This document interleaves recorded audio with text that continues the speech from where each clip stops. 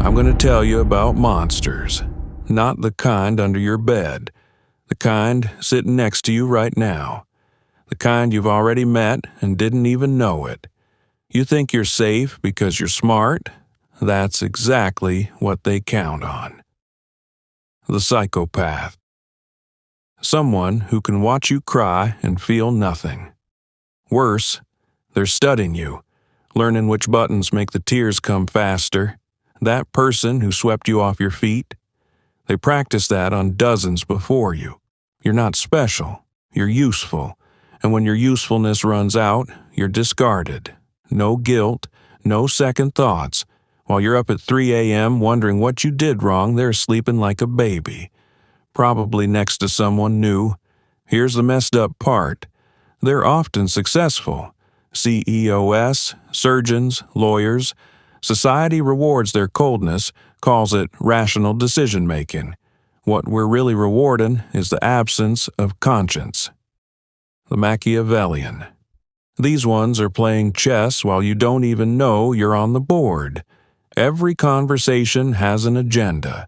Every favor, every confidence, they're filing it away, building a profile of your fears, desires, weaknesses, and they're patient. They'll befriend you for years before they make their move. That helpful coworker? Check whose position you're training to fill. They don't see people. They see assets and obstacles, constantly calculating, how can I use you? And when you're no longer useful, how do I dispose of you without it coming back to me? The narcissist. Loving a narcissist is like being a mirror. Your only purpose is reflecting their greatness back at them. They don't love you. They love how you make them feel about themselves. The moment you need something, suddenly you're too needy, too dramatic, making everything about you. Question them, challenge them. That mask of charm cracks, and underneath is something cold and cruel. They'll destroy your reputation, friendships, job, sanity, all to protect their image. The worst part? They'll convince everyone else that you're the crazy one, and you'll start to believe it. The cycle is predictable. Idealization, you're perfect, special, then devaluation, criticisms, jokes at your expense, withdrawing affection. You become smaller, walk on eggshells, finally, discard, and they'll make it your fault. The sociopath. Like psychopaths' angry, impulsive younger siblings, just as dangerous but messier. Where a psychopath plans everything, the sociopath explodes. They don't blend in. They tear through society, jobs, relationships, cities, wreckage everywhere. They can form attachments to their family, their gang. Everyone else, you're nothing. Cross one and you'll know immediately. They don't play the long game. They react violently. They're the ones who show up at your workplace, slash your tires, turn your life into a nightmare. And they don't feel bad about it. In their mind, you had it coming. The gaslighter. Gaslighting doesn't just hurt you. It makes you hurt yourself. You know what you saw. You know what they said. But they look at you with such conviction and say, that never happened. At first, you push back, but they don't waver. They add details. Other people agree with them. They look at you with concern. Slowly, you start questioning yourself. Maybe I'm going crazy? That's the goal, to make you stop trusting yourself. Because once you doubt your own mind, your own memories, you're completely under their control. It's psychological murder. They kill who you are and replace you with someone easier to control. The sadist. Most people feel uncomfortable when others suffer. Sadists are aroused by it. Your pain is their entertainment. Public humiliation disguised as jokes, sharing your secrets and calling it honesty, pushing your boundaries until you break, then mocking you for breaking. The corporate sadist tears apart your work in front of everyone. You can see it in their eyes. They're enjoying this. The intimate sadist knows which insecurity to poke, which wound never healed. They'll press on it just to watch you flinch, then act confused. I'm just being honest. Why are you so sensitive? They're not helping you. They're feeding off you. The professional victim. This one weaponizes victimhood. They hurt you, but somehow by the end of the conversation, you're apologizing to them. Every boundary you set is an attack. Every time you defend yourself, you're the aggressor. Every consequence they face is persecution. After everything I've been through, you're treating me like this? Meanwhile, they've burned through 50 people who tried to help. They weaponize compassion. Your empathy becomes their leash. So you stay, sacrifice yourself on the altar of their endless need. But their need is bottomless. They're not trying to heal. They're trying to extract. And they're often genuinely convinced of their own victimhood.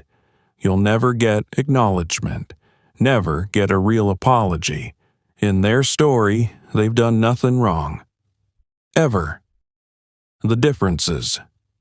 Psychopath versus sociopath. Psychopaths seduce and discard without a ripple. Sociopaths explode, but you'll see them coming. Narcissist versus psychopath. Narcissists need your admiration desperately. Psychopaths don't care what you think. They just want what you can provide. All of them versus normal people. Normal people feel guilt, remorse, shame. These people perform those emotions when it suits them, but they don't feel them in a way that changes behavior. How they're made. Some were born broken. Brain scans show reduced activity in empathy centers. Others were broken by trauma so severe it rewired them. To survive, they turned off their humanity. Some just learned that manipulation works, that cruelty pays, that the world rewards the ruthless. Understanding isn't absolution. Sympathy isn't a suicide pact. How to spot them. Your gut knows. That feeling when something's off, that's evolution screaming at you. Listen, watch how they treat people who can't benefit them. The waiter, the janitor, their ex. That's who they really are. Notice the cycle. Love bombing, then devaluation. Charm, then cruelty. Check their stories. Talk to their exes, old friends. Everyone can't be crazy. Test boundaries. Say no to something small. Normal people accept it. These people push, manipulate, rage. Count apologies versus changes. Sorry means nothing without behavioral change. These people are professional apologizers. The words flow. The behavior never changes. What you don't do. Don't try to fix them. You cannot save them. They don't want to be saved. From their perspective, they're winning. Don't explain yourself. They're listening to find weaknesses to exploit. Don't expect closure. You won't get it. No honest conversation. No real apology. Don't warn the next victim. They won't believe you. The predator has already made you out to be crazy. What you do, you leave. That's the whole strategy. No contact. Block them everywhere. Gray, rock them if you can't leave immediately. Become boring, unreactive, document everything. They'll rewrite history. You need proof. Build a support network they can't infiltrate. People who knew you before. Forgive yourself for falling for it. These people are professionals. You're not stupid, you're human, and they weaponized your humanity against you. The truth. These people often win. They get the promotion. They move on seamlessly while you're picking up the pieces. Life isn't fair. Sometimes the monster gets everything and the victim gets trauma. But you survived. You're learning to spot them. Now you're dangerous to them, because you can see through the mask. Trust the darkness in you that recognizes the darkness in them. Stop being ashamed of your suspicion. Stop apologizing for your boundaries. The world has plenty of predators. What it needs more of are people who refuse to be prey.